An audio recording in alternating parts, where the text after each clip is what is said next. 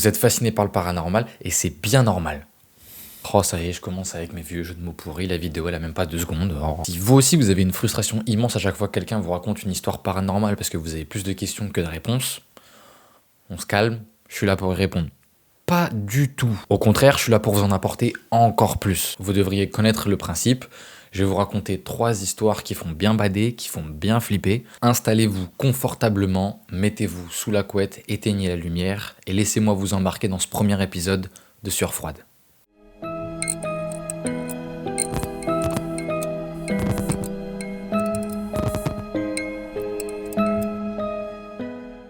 Dans la culture chinoise, le mois des fantômes est une période où se mêlent récits effrayants et précautions religieuses. Et toujours selon leur culture, durant le 7e mois lunaire, la frontière entre le monde des vivants et le monde des morts laisserait entrouvrir des brèches ou tomberait carrément, afin de permettre aux morts de rendre visite aux vivants. En gros, c'est El Dia de los Muertos pour les Mexicains, mais là c'est version chinoise, et au lieu qu'il y ait juste un before et un after sur un jour, là il y a before et after tous les jours pendant 30 jours. Durant ce 7e mois lunaire, ou cette tradition ancestrale j'ai envie de dire, de nombreux Chinois s'amusent à se raconter des histoires et des récits effrayants, ou alors de revisiter des légendes locales qui ont marqué leur époque. Et parmi ces légendes, il y a bien évidemment celle du dernier bus 375 reliant Pékin aux collines parfumées. Maintenant que vous avez le contexte, je vais pouvoir vous conter un peu mieux cette histoire. Tout débute en novembre 1995, plus précisément dans la nuit du 14 novembre 1995, à Pékin, dans le quartier de Heidian.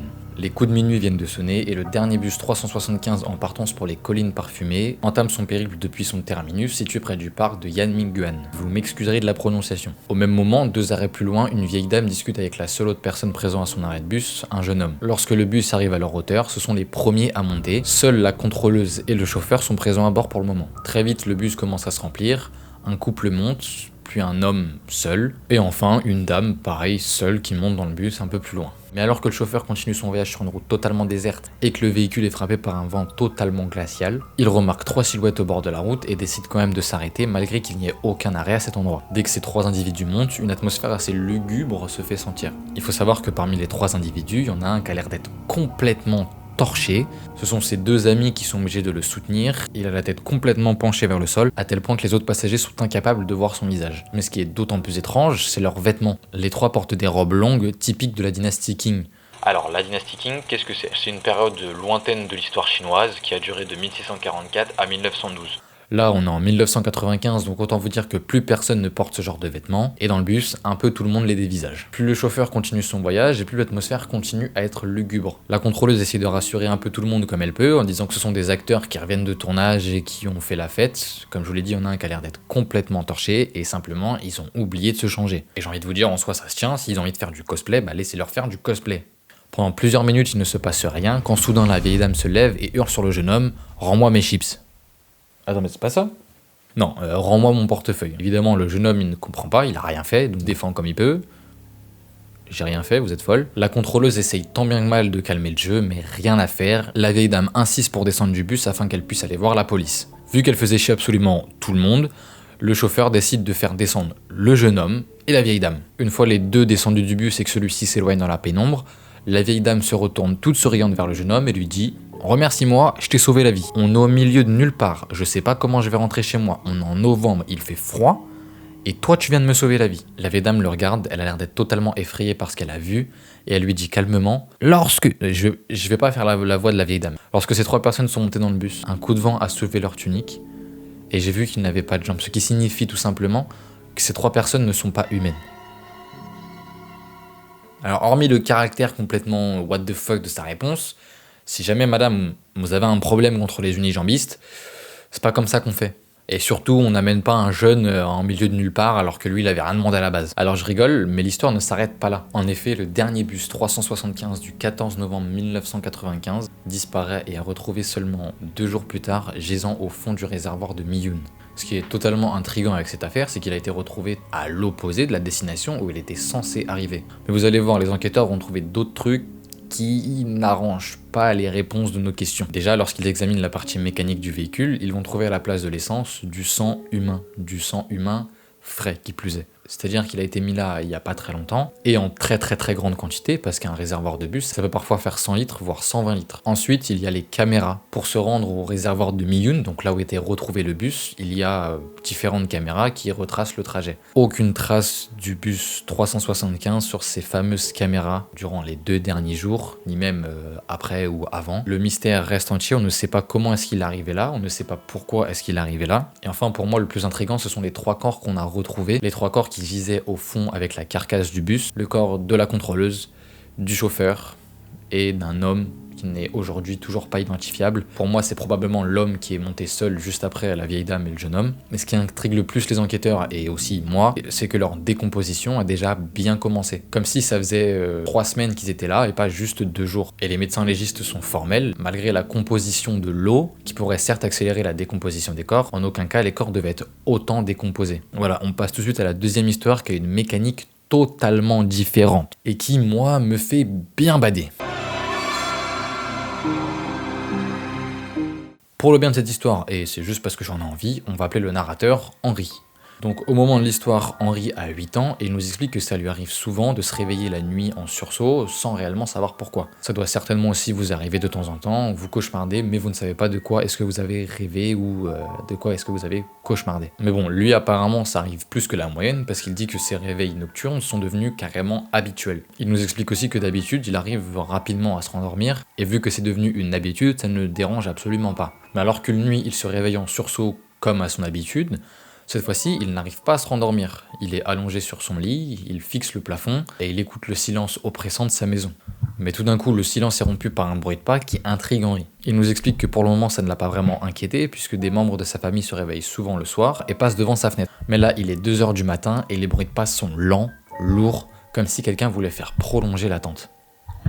Ces bruits de pas commencent de plus en plus inquiéter notre cher Henri, qui se met à totalement paniquer dans son lit, il est tétanisé, il ferme les yeux en espérant simplement que c'est un membre de sa famille qui va se doucher. Il nous explique qu'il y a une douche extérieure et que pour y accéder, il faut passer devant la fenêtre d'Henri. Mais il est convaincu, ce n'est aucun membre de sa famille, c'est des bruits de pas qui sont lents et lourds et qui mettent vraiment mal à l'aise Henri. Plus les pas se rapprochent et plus le cœur d'Henri se met à battre fort.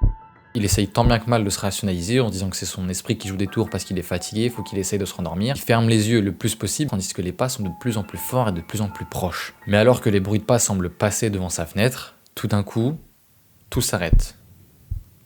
Pour voir ce qui se passe, Henri décide d'ouvrir légèrement les yeux et aperçoit une silhouette titanesque, sombre et bien plus grande que tous les membres de sa famille.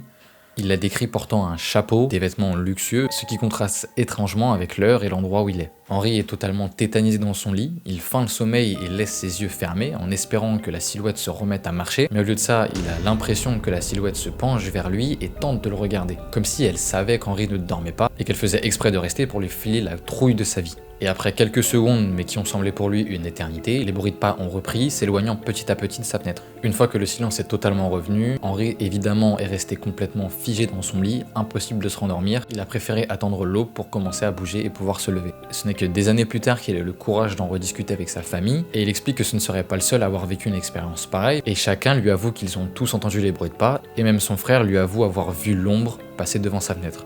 Mais en revanche, aucun membre de sa famille ne sait qu'est-ce que cet homme venait faire ici, qu'est-ce que c'était aussi, est-ce que même c'était un homme. Mais il y a peut-être une réponse à cette question, car lui et toute sa famille, lorsque les bruits de pas ont commencé, ont senti une odeur de soufre envahir la maison.